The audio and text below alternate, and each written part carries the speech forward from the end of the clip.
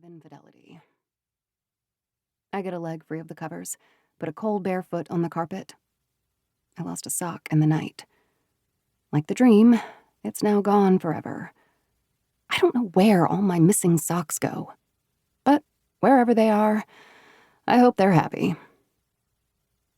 I thrust myself to standing and stumble into the bathroom, shivering, my knees stiff.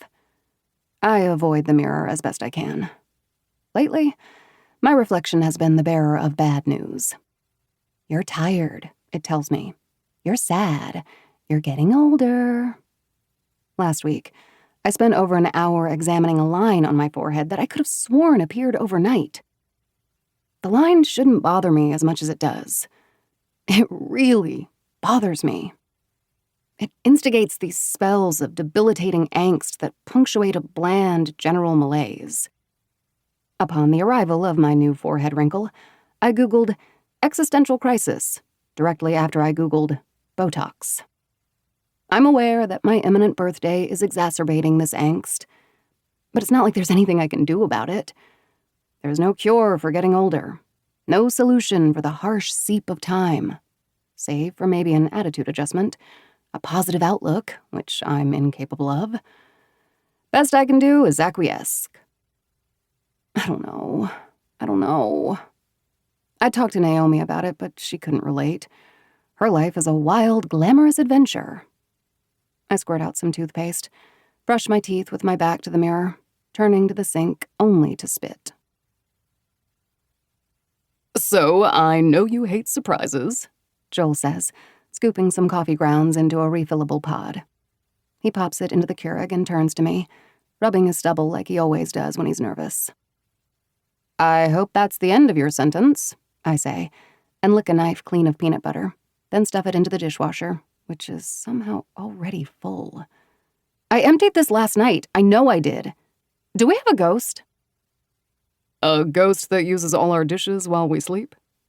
Yeah, I say. A midnight snacker. A hungry ghost. He laughs and shakes his head. Sloane. I'm haunted by chores. Also, sorry, there's no more milk. Really? I thought we got more. He opens the fridge, because he can never just believe me. He rummages around, validates the absence of dairy.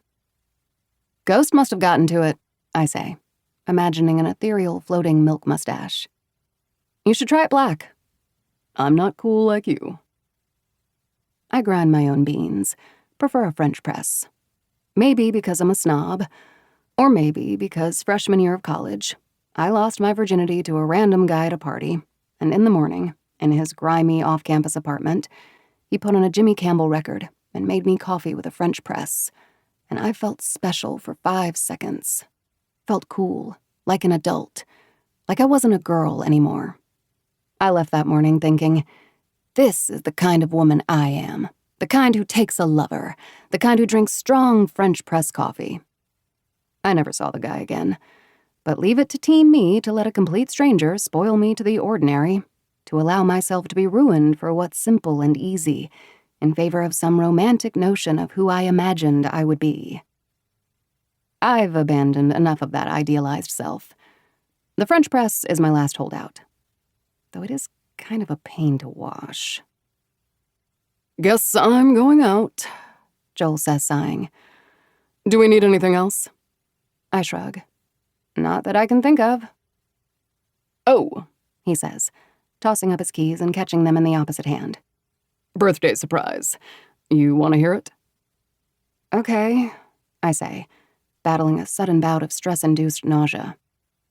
This Thursday through Sunday, I booked you a cottage at the waterfront in Auburn. For you and Naomi. Naomi? My co-conspirator. I screw and unscrew the lid of the peanut butter jar, fidgeting until I figure out how I feel.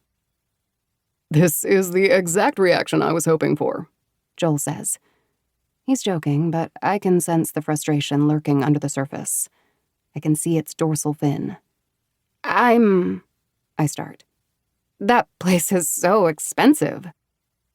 It's a big birthday, he says, and my existential angst returns, batting around my chest. Is it a big birthday?